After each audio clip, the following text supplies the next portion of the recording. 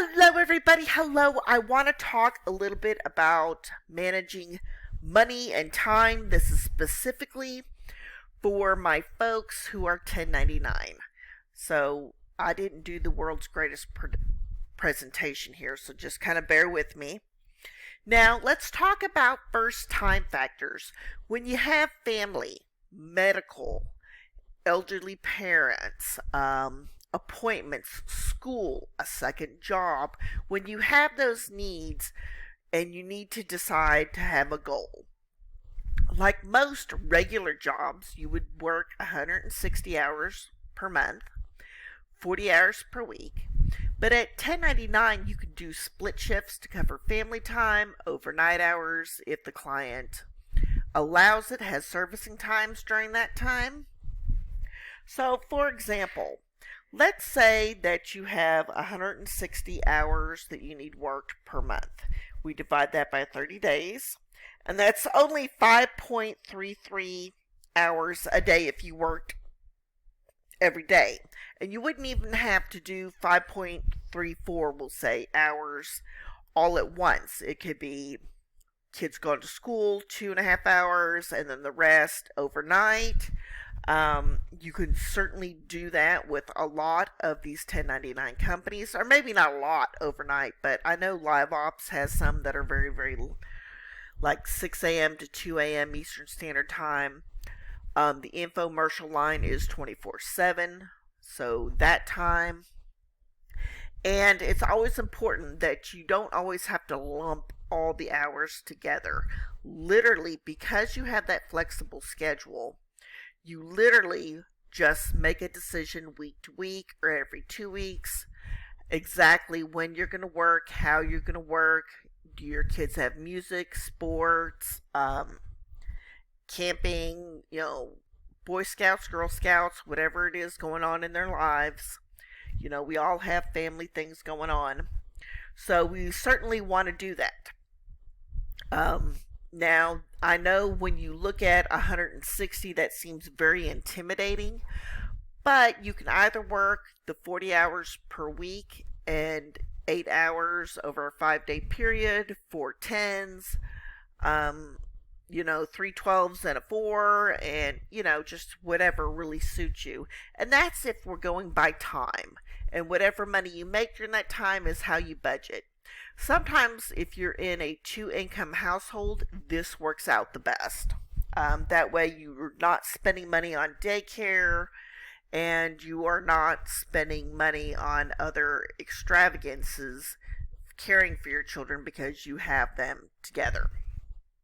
However, if you have money factors, let's look at this, and this is how I do my own.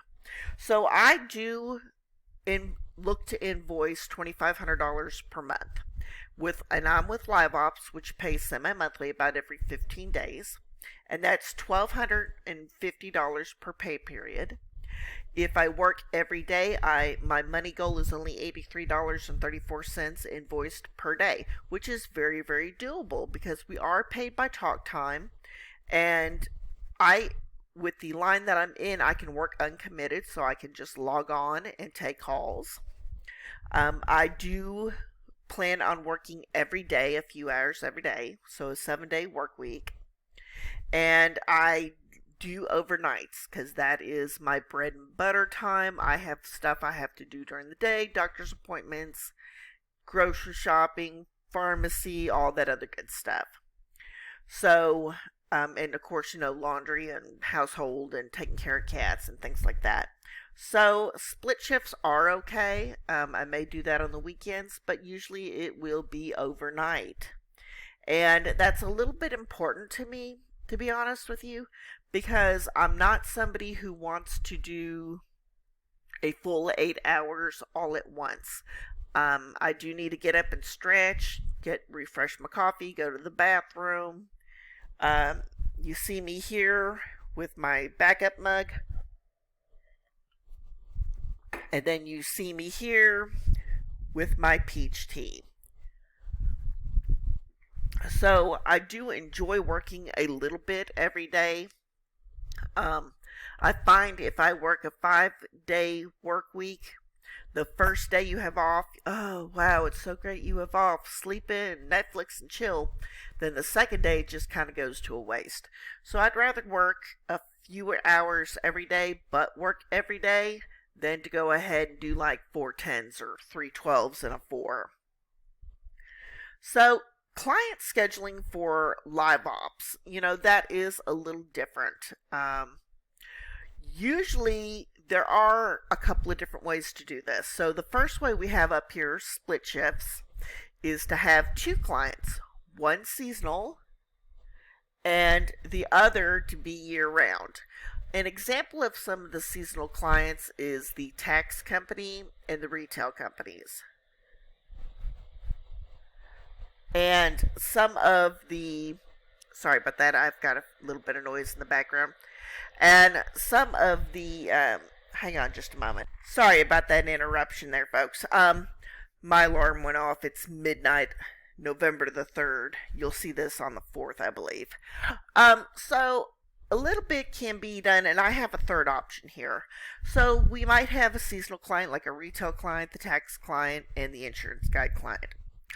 Might have a year-round client, like the utility client, the athletic client, the medical clients, and the infomercial direct response clients, which is what I'll be doing. Or you could have one client where you're year-round and full-time. A lot of people really enjoy the healthcare clients and the utility clients. Those are 2 example types where people stay with them forever, never, never. Also, the infomercial client, there are people who've been there 3 years. Now, a third option is to have client 1 be seasonal and client 2 be seasonal. So that you might have a retail client and an insurance guide client, or 2 retail clients, or any kind of mix in between. So, and it does give you a little variety. Now, one of the reasons I do say, if you get bored easy, frustrated easy, whatever, is to do the 2 seasonal clients. That way, when one client is ramping up for like a semi-annual sale, the other clients might be slowing down. You do need to do a little bit of work as far as scheduling. So you might do mornings client A, afternoons client B, or maybe you are doing client 1 in the middle of the day when the kids are at school, and then client 2 is overnight, a few hours there.